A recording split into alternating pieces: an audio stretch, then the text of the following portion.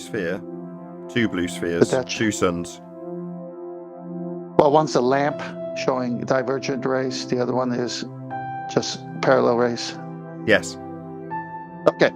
So as you can see, their model, the sun's rays have to come in parallel. And it shows it coming in this picture, drawing, whatever.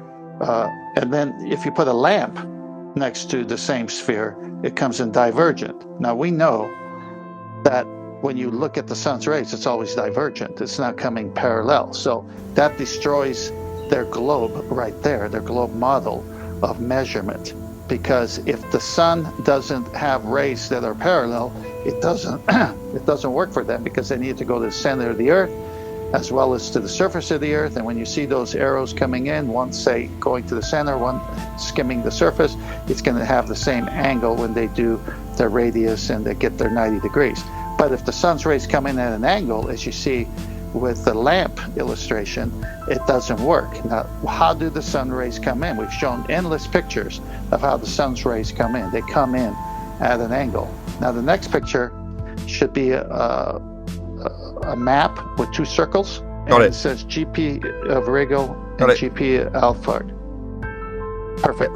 So, see where the two circles meet and you got the dotted lines from the two stars?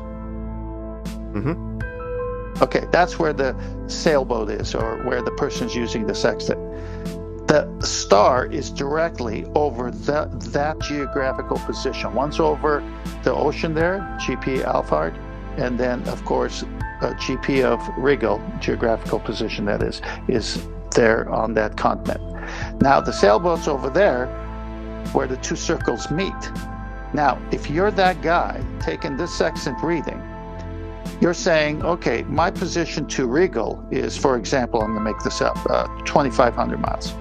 So you got to draw a circle from where Rigel is, from its zenith position on Earth, because your air almanac's going to say where it is exactly over the Earth at its 12 noon position, basically. And you're somewhere in that circle on the left side, but you don't know what part, but you're still 2,500 miles away from your point of destination. So you grab another luminary and you do another measurement with the sextant, and the circles cross each other at 2 points. Since you know where you are based on your previous, you know you're at the upper circle where they meet. So now you have an exact position. So you're 2,500 miles from Rigel, you're say 1,200 miles from Alphard, and you go to the air almanac and you find your longitude, latitude, and you know exactly where you are in the middle of the ocean. That's how a sextant works.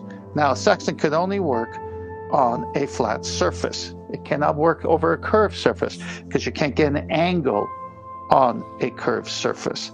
And when Eratosthenes was looking at the shadows, now if we can go to the other pictures, I don't know which one's going to come up. I'm tracking with you.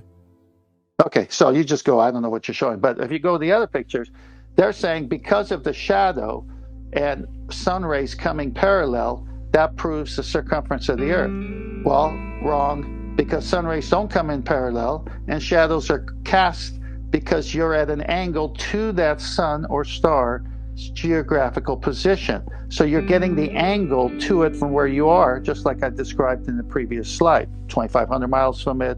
Because if you get closer to it, the angle gets less and less. And if you're right under it, there is no shadow and there's no angle. You're under it, it's at your zenith. So that's how it works with a sextant. And a sextant has to work as a right angle protractor because you got to have the 0 and the 90, and where they two meet, where you are, that's your corner, your vertex.